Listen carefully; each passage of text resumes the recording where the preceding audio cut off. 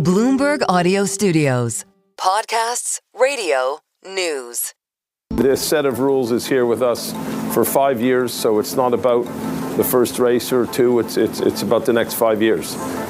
Again, extremely confident we have the right people, we have the right tools, we have the right processes, we have the right partners, so I'm very confident extremely confident for our future. So that was Lawrence Stroll, the billionaire owner of the Aston Martin Aramco F1 team. He sat down with me earlier to talk about his confidence in his team leading the high-stakes motorsports category. But he faces challengers, including General Motors Cadillac, which just unveiled its foray into F1 with a splashy Super Bowl commercial featuring the new livery. And joining us now live on the set is Dan Towriss, the CEO of Cadillac Formula One.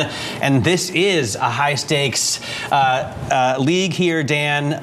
Very cool to see Cadillac GM coming into this sport, especially at the same time as Ford, its crosstown rival, enters the scene. But tell us about what your expectations are now, because you've had testing, if I'm not mistaken, in Barcelona, and you're just about to have testing in Bahrain with your new drivers. So for us, Barcelona was mostly shakedown, so it's testing a lot of new systems. Everybody's talked about the fact that it's a new chassis, so a new set of regulations, new tires, new power units. But for us, for Cadillac, we're building everything for the first time, the fuel system, just all the pieces on the car, and so a lot of it was just reliability focused. As we go into Bahrain this week, we're very excited to now start to push the limits of the car and to see what we have. You have incredibly experienced drivers, right? Yep. In Valtteri Bottas and Sergio Perez. What did they make of the car?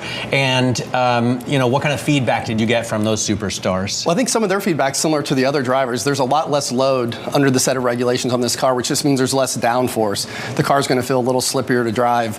And it's going to be a whole new technique as they figure out how to use this power unit with the electrification piece and the combustion piece, combined. So again, it's a very different car to drive this year. And so everybody's in a big learning curve right now.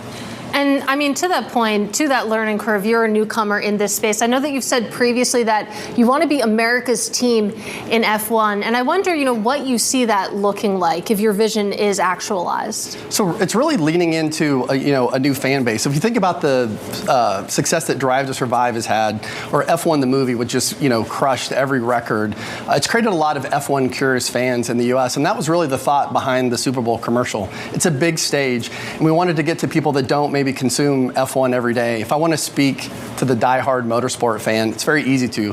That media ecosystem is very developed. The Super Bowl let us create a conversation about Cadillac Formula One to people who, like I said, saw the movie, thought it was interesting, and said, wait, this team's going to be on track in 30 days. I need to check this out. Well, that gets a little bit to what I was wondering, which is why a Super Bowl commercial? I mean, you take a look at some of the numbers. On average, I believe Super Bowl ads were $8 million.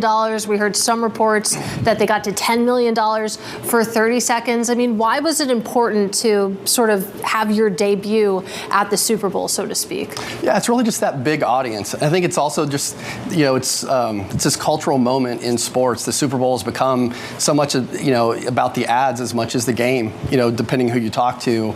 And again, so this let us have that platform to reach the F1 curious, to reach a new fan base for Cadillac Formula One, to say that we're coming. And it lets us kind of put that American spin, this bold American team. I mean, what's more American than showing your first ever livery than at the Super Bowl? Talk to us about the business of Formula One and really the business of racing, because you've been involved in motorsports for a solid decade now, with Gainbridge, with Andretti, now TWG. So how do you make money in this sport?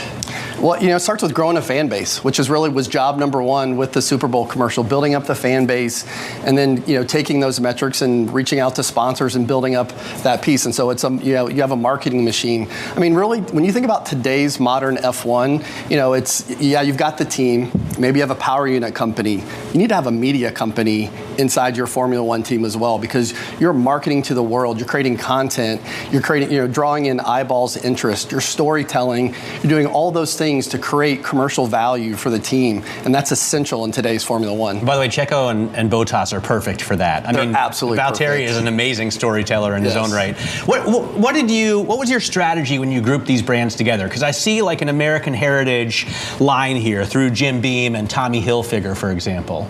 Yeah, absolutely. I think as we think about what does it mean to be, American, we want to have these iconic American brands, these American originals that really create a foundational pillar in our sponsorship ecosystem. And I mean, Tommy is fantastic, Jim Beam, Cadillac. These are iconic American brands.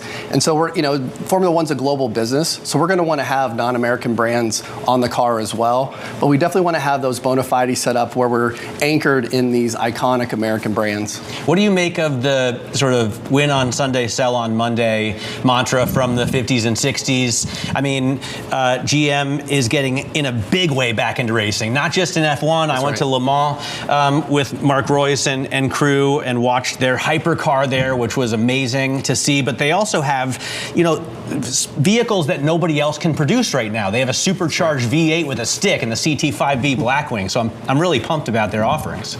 Yeah, no, the product line is spectacular. It was actually after one of the F1 board meetings, Cadillac, they brought out every car in the lineup, and we just spent the afternoon driving them. And so the product lineup is so strong, and so there's this upward mobility from a market share standpoint in Cadillac. It's the perfect time to bring Formula One and the Cadillac car brand together.